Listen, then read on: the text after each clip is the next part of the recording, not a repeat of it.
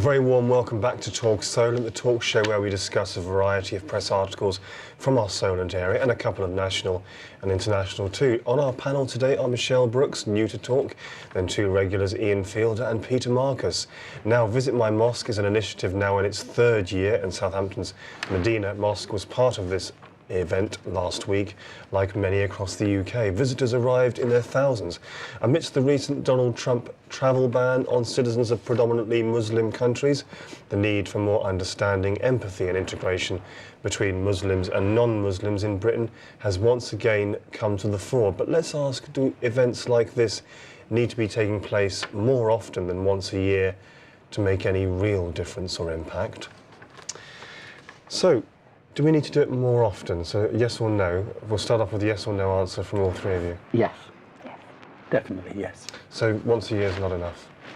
In my view, I was very sad because I heard it reported on the news of the weekend, and if I'd known about it beforehand, it would be something I'd really be interested in doing. Just understanding other cultures and getting, looking at that integration, and there was a chance to question about Islam.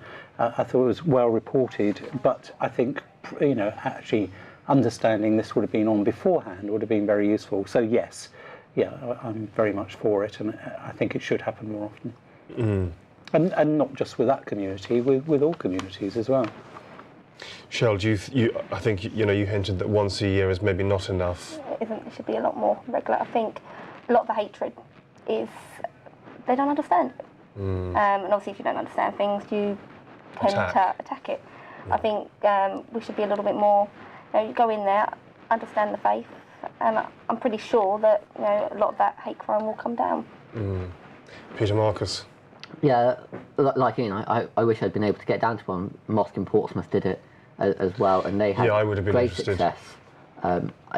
I've never gone to one of these events before. I have visited one of the mosques in Portsmouth, and actually I find a lot of these places, if you can't make these kind of events, and this is the national one, locally they organise other events throughout the year as well. If you can't make them, they've got, if you give them a ring, a lot of them have websites, you can get their phone numbers, give them a ring. If you say I want to look around, they'll welcome you very openly. They want you to come, they want you to question, they want you to find out more. So actually I think there is a chance, even without these events, where people can get involved and do it more. A point that jumped out to me from this article was we've always had some really positive feedback. A spokesperson says, and people are really surprised at how similar to a church a mosque is. Yeah, I've visited many mosques, many of them abroad, and you get that feeling of togetherness, that faith coming through, even if it's not your own faith. But what I'd like to say is I get involved through schools on things like the Prevent legislation, which is to counter radicalism in schools and in other places. And one of the things that really annoys me, if you look at that, it's about tolerating other faiths. And I don't think it is about tolerating, I think it's about understanding. Empathy. And this is exactly what that drives.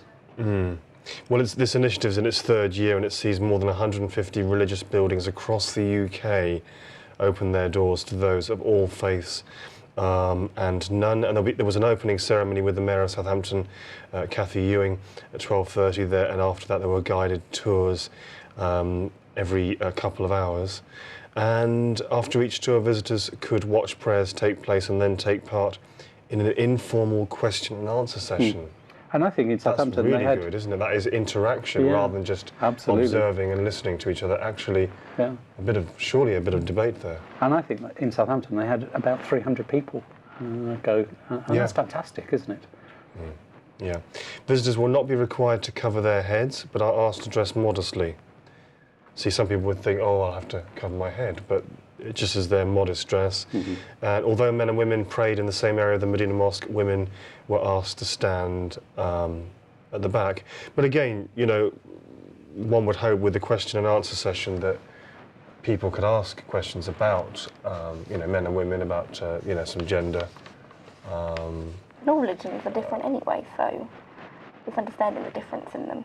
Understanding and I think respecting as well. Yes, because if you don't understand, you said about empathy. How can you respect that if you don't understand? It's interesting. When I was actually on Colsham Station last week, and I overheard a young Muslim girl, British, like a local accent, and she was in conversation about Donald Trump, and she was saying, I overheard her saying, well, when you understand the reasons behind the travel ban, which of course we know or we hope is temporary, she said you understand it better, and she said you can deal with it better. And I thought, well, that was a kind of more positive way of looking at it from a young Muslim girl. She said, when you understand why they're doing it, she said it's easier to deal with, she said. And I'm sure not everyone would see things the same way as her. But, and it's great to hear somebody who's got that level of respect and understanding. But, I was listening to a conversation earlier in the week, which it went something along the lines, there are 650 murders in the States, over a short period, a week or a day, and very, very few of them have any religious, motive. So, should Trump be concentrating more on homeland issues? Yeah, there are arguments like that. Absolutely, yeah. And with a lot of this, it is political, isn't it? And people forget that in the Middle East, it's very difficult to separate religion from government and politics because they are. They're together, they're synonymous. And government and religion are the same thing. You can't have one without the other. The Islamic faith is so core to society. And it is interesting, the 7 countries that he picked, they are not oil-producing countries. And again, you can link politics maybe into that argument. Anything to add, Shell or Peter? Actually, there's one thing. When I was in London, walked through obviously a Muslim area. Before we got into that area, there was a lot of, white British, unfavourable people. Funny enough, it wasn't until I got into the Muslim area that actually I felt a lot safer. It was just something about, even the young children were much more, are you okay? And all that kind of stuff. And so actually it was quite a positive eye-opener. Really? Feel I'm actually more comfortable in, with, this other culture than in my own. So for people who have huge reservations about religion generally, or about Islam or any other religion, there's you might say, a positive aspect of having religion, at the core of everyday life. It is. Peter? Yeah, I think there is, in a lot of these communities, there's a need for understanding of other faiths because they're coming to somewhere where their religion isn't the most popular, it's kind of sidelined a bit. So they need to, very quickly, those communities need to adapt to living in somewhere where they're not the main belief, they're not the main society. So they've adapted, and in many places very well, to it. I think this is really what needs to be done is your white British people, people that are from traditionally Christian families, it's their turn to really go out and say, actually, I need to learn about other faiths, I need to understand, I need to accept. This is really wonderful stuff. So should we be doing this twice a year? These open days, should we be twice a year, once a month, 3 or 4 times a year? I think on a regular basis, yes. Excellent. That's really a really positive news item, isn't it? So we want more of that. It's good, but we need more. Right, okay, so returning to the migrant crisis now, and many of you locally will know of Eric Kempson, formerly a Portsmouth resident until 16 years ago, who's been helping migrants arriving in boats on the island of Lesbos in Greece, where he and his family moved 16 years ago. In an article in Portsmouth News this week, Mr. Kempson has reminded us that the crisis is far from over or finished, though many think it is. One debate is whether discouraging people from making these journeys from North Africa and the Middle East in the first place and warning them that arrival doesn't automatically mean the right to stay would be an effective or morally sound solution or not. So let's go straight to the panel and ask what side of the debate they're on.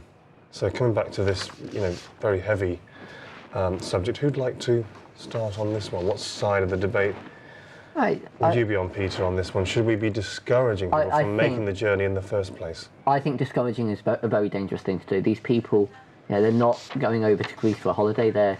It's not like if we went to Greece and we stay on a nice resort. They're people who are coming because they fear for their life. Discouraging them from coming over we'd kind of be telling them to accept that, yeah, your life's dangerous and you might die tomorrow, but fine, just accept it. And I think that's a very dangerous precedent to be setting. What about those? Hope. Shell. You need to give them a little bit of hope. Right.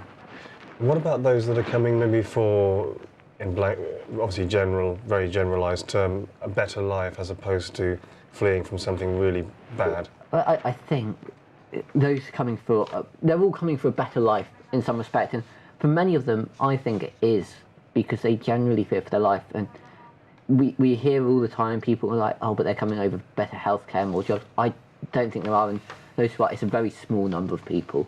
There may be a proportion that are like that, yes, and one would hope they're I'm sure there are very small amounts. The majority of them fear for their life. You're not going to undertake such a treacherous journey without good reason. Thank you, Peter. Now, Shell, what about this idea of telling them that just because they've arrived in Europe doesn't mean they'll automatically be allowed to stay? I don't really know. So I'm in the middle of the massive issue. Isn't it? I'm in the middle of the field.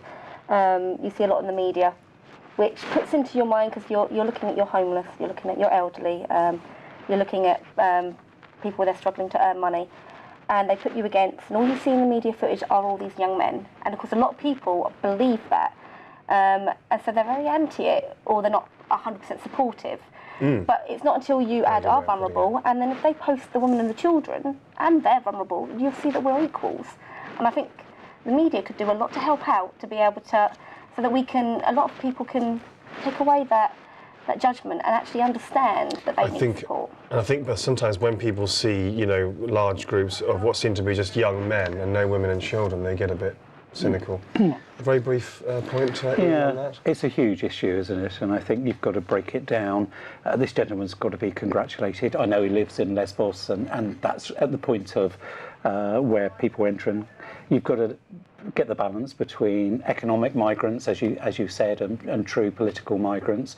And I think we've got to give that support to places like that and not wait till they get to France and then have the problem on our doorstep. I think there's been a lot of focus on the ports, and I think that help should be in their own country, and it is a political argument about intervention. I think it's just a huge issue, isn't it? Yeah. And we're just taking one small element, and as I say, I think he's got to be congratulated. But of course, for us, I think we've got to look at the total issue that we're trying to resolve. Yeah. And if you've got news that we should be talking about, then do contact us on our email, talk@thatsolent.com, or send us a tweet using #TalkSolent. Back with you again very shortly for more discussion and banter.